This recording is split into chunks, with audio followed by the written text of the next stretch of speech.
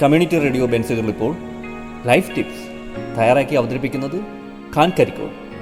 സാങ്കേതിക സഹായം Boney J ബേസി. Life ടിപ്സിലേക്ക് ഏവർക്കും സ്വാഗതം. ഞാൻ ഖാൻ കരിക്കോൾ. ന്യൂ ജനറേഷൻ കുട്ടികളെ കുറിച്ചാണ് ഇന്ന് സംസാരിക്കുന്നത്. ഇന്നത്തെ കുട്ടികളെ കുറിച്ച് പരാതി ഏറെയാണ്. ന്യൂ ജനറേഷൻ കുട്ടികൾക്കൊന്നും തീരെ അനുസരണയില്ല, മാന്യമായി പെരുമാറാൻ അറിയില്ല, ക്ഷമയും സഹനവും തൊട്ടുതീണ്ടിയിട്ടില്ല. ഇനി അല്പം മുതിർന്നാലോ, ആൺപിള്ളേർ ആണെങ്കിൽ വിവാഹത്തോട് പെങ്കോന്തന്മാരാകുന്നു, പെൺകുട്ടികളാണെങ്കിലോ ആർക്കും ഒരു വിലയും നൽകില്ല, തൊട്ടതിനും പിടിച്ചതിനും പ്രശ്നം ഉണ്ടാക്കുന്നു. വിവാഹം കഴിഞ്ഞ് അധിക സമയം ആകുമ്പോഴേക്കും വിവാഹമോചനത്തിലേക്ക് എത്തുന്നു. സാധാരണക്കാരുടെ വിലയിരുത്തലാണിതൊക്കെ. എന്താണ് ഇവരിങ്ങനെ ആയിത്തീർന്നത്? പണ്ട് ഒരു കൂരയ്ക്ക് കീഴിൽ 8-10 മക്കളായിരുന്നു. കുടുംബത്തിൽ തിന്നാനും കുടിക്കാനും ഉടുക്കാനും കഷ്ടിച്ചു മാത്രമേ ഉണ്ടായിരുന്നുള്ളൂ. അന്നത്തെ ജീവിത സാഹചര്യം ആ മക്കളെ പലതും പഠിപ്പിച്ചു. ക്ഷമയും സഹനവും വിനയവും ബഹുമാനവും ഒക്കെ. അങ്ങനെ അവർ ജീവിത മൂല്യങ്ങൾ പലതും നേടിയെടുത്തു.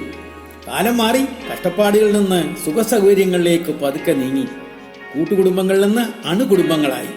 ഗൾഫ് ജീവിതത്തിൽ നിന്ന് സമ്പന്നത കൈവന്നു. തങ്ങൾക്ക് ലഭിക്കാതിരുന്ന സൗഭാഗ്യങ്ങൾ മക്കൾക്ക് കൊടുക്കണം. അടങ്ങാത്ത ആഗ്രഹം എല്ലാം മക്കൾക്ക് ചെയ്തു കൊടുത്തു. പക്ഷേ നമുക്ക് ലഭിച്ച പലതും മക്കൾക്ക് ലഭ്യമാക്കുവാൻ ശ്രദ്ധിച്ചതുമില്ല. സുഖസൗകര്യങ്ങൾക്കൊപ്പം മാതാപിതാക്കളും നീന്തിപ്പോയി. പണ്ട് അയൽവാസിയിൽ നിന്ന് കടം വാങ്ങൽ അനിവാര്യമായിരുന്നു. പണം മാത്രമല്ല, അരിയും മുളകും പഞ്ചസാരയും അങ്ങനെ എന്തെല്ലാം. ഇന്നോ ഒന്നിനും ഒരു കുറവുമില്ല. ഇനി എന്തെങ്കിലും ഇല്ലാതായാൽ അയൽപക്കക്കാരോട് ചോദിക്കാൻ ദുരഭിമാനം അനുവദിക്കുന്നുമില്ല. കാലത്തിന്റെ പോക്കേ ആധുനിക മീഡിയകൾ വന്നു. അതിൽ കണ്ണും നട്ടിരിക്കുന്നതിനിടയിൽ വീട്ടിലേക്ക് ഒരാൾ കയറി വരുന്നത് പോലും അരോചകമായി. ബന്ധുകുടുംബ സന്ദർശനം പോലും കുറഞ്ഞു. ഒരു അത്യാഹിതമോ അസുഖമോ ഉണ്ടായാൽ അയൽക്കാർ ആരെങ്കിലും വാഹനമായി ഓടി വന്ന് സഹായിച്ചിടത്ത് സ്വന്തം വാഹനങ്ങളും മറ്റു സൗകര്യങ്ങളും എല്ലാം തന്നിലേക്ക് ചുരുങ്ങിക്കൂടാൻ അവസരമുണ്ടായി. ആഘോഷങ്ങളും വിരുന്നുകളും കെങ്കേമമാക്കാൻ മത്സരിക്കുകയാണ്. ബാക്കിയുള്ള ഭക്ഷണം വിശന്നു വലയുന്നതിന് എത്തിച്ചു കൊടുക്കുവാൻ മടിയായി. അത് കുഴിച്ചുമൂടി. കൊട്ടാര സദൃശ്യമായ വീടുകളിൽ പോലും ആരും മിണ്ടാനില്ലാതെ കഴിയേണ്ടി വരുന്ന വൃദ്ധജനങ്ങൾ പറഞ്ഞാൽ തീരില്ല. ജീവിതശൈലിയിൽ വന്ന മാറ്റങ്ങൾ ഏറെയാണ്. ചിലതൊക്കെ അനിവാര്യവുമാണ്. ഇന്ന് കിട്ടിയ അനുഗ്രഹങ്ങളിൽ മതിമറന്ന് ഞാനെന്ന ഭാവത്തിലേക്ക് സ്വയം അറിയാതെ ഒഴുകിപ്പോവുകയല്ലേ.